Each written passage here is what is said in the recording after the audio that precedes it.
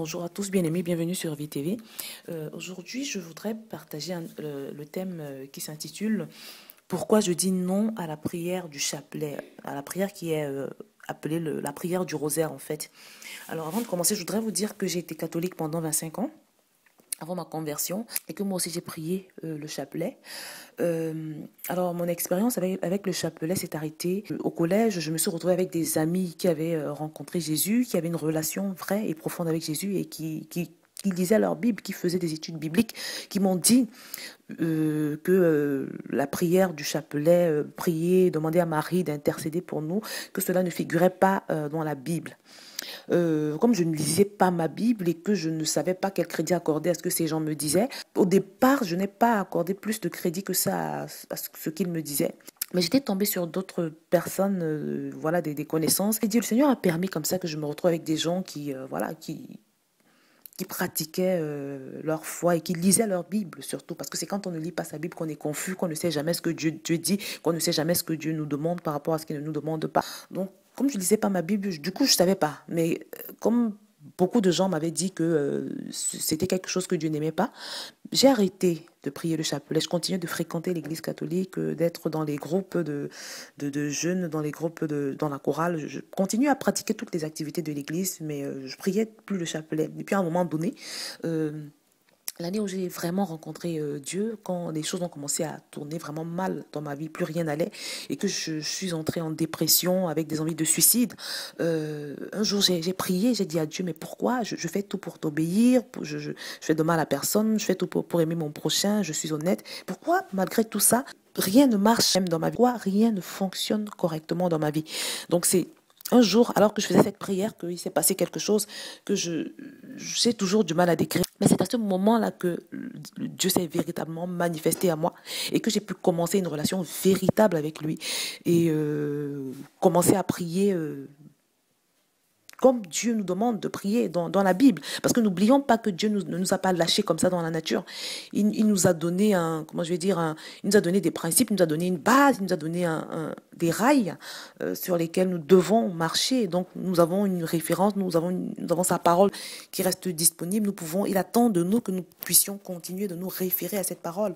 Alors, aujourd'hui, quand je vois des gens pratiquer le rosaire, qui est la prière du chapelet, bah moi, ce que j'ai envie de leur dire, c'est que honnêtement, nulle part dans la Bible on ne voit personne prier le chapelet. La prière du chapelet fait partie de l'une des nombreuses inventions et traditions des hommes. Et c'est une tradition qui peut offenser Dieu. Alors, je parle de la prière du chapelet qui est une pratique catholique. Je voudrais vous dire qu'il n'y a pas que les catholiques qui ont des pratiques humaines, des pratiques inventées par les hommes. Dans toutes les religions, on a des pratiques auxquelles les gens sont attachés et même des pratiques qu'on oblige les gens à avoir alors qu'elles ne figurent pas dans la Bible, des pratiques qui ne sont en aucun cas des exigences de Dieu.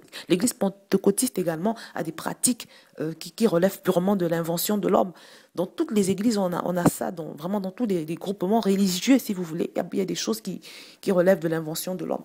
Donc maintenant, il appartient à chacun, Dieu nous a laissé une référence qui est la parole, sa parole, il appartient à chacun de faire l'effort de découvrir quand même ce que Dieu dit dans sa parole, quels sont les modèles que Dieu nous propose dans sa parole, comment Jésus fonctionnait, comment les apôtres, les disciples ont fonctionné. C'est à nous de faire cette recherche pour pouvoir discerner, c'est à nous de rechercher cette vérité. Alors, je voudrais dire aussi qu'on est libre de faire tout ce qu'on veut. D'accord? Dieu nous a donné la liberté.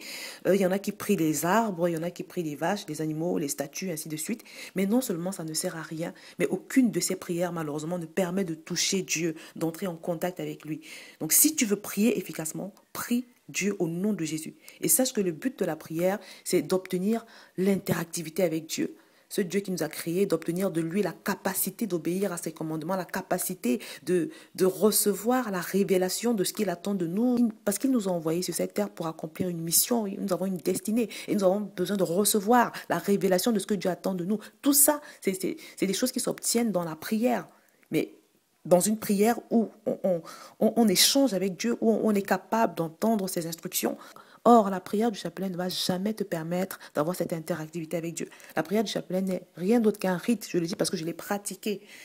Donc, je sais quelle est la différence entre ce genre de prière et la prière véritable où on s'adresse simplement à Dieu qui est notre Créateur, notre Père. Le but de la prière, c'est donc de pouvoir recevoir la capacité de vaincre le péché, de pouvoir avoir la grâce que Dieu puisse déteindre sur nous, parce que c'est dans une relation intime avec Dieu qu'il finit par déteindre sur nous et nous transmettre sa nature, ses désirs, par nous inoculer, si je peux dire ça comme ça, sa façon de voir les choses et de fonctionner, sa façon d'être, que Dieu parvient à se dédoubler en nous, si je peux dire ça comme ça.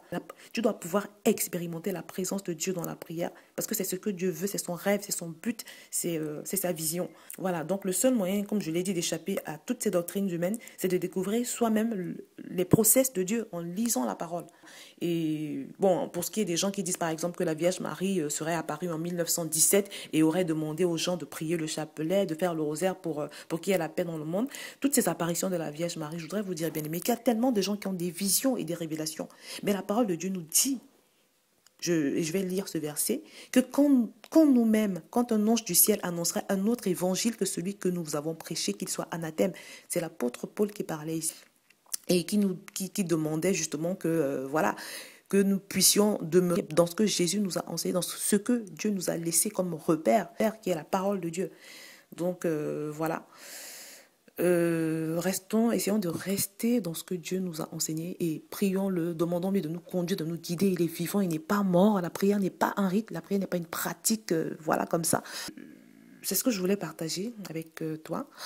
C'est donc pour cette raison que je dis non à la prière du chapelet, à la prière du rosaire et à tout ce qui est rite dans la prière, parce que la prière n'est pas un rite, mais la prière est une communication avec notre Créateur, notre Dieu. À très bientôt sur VTV.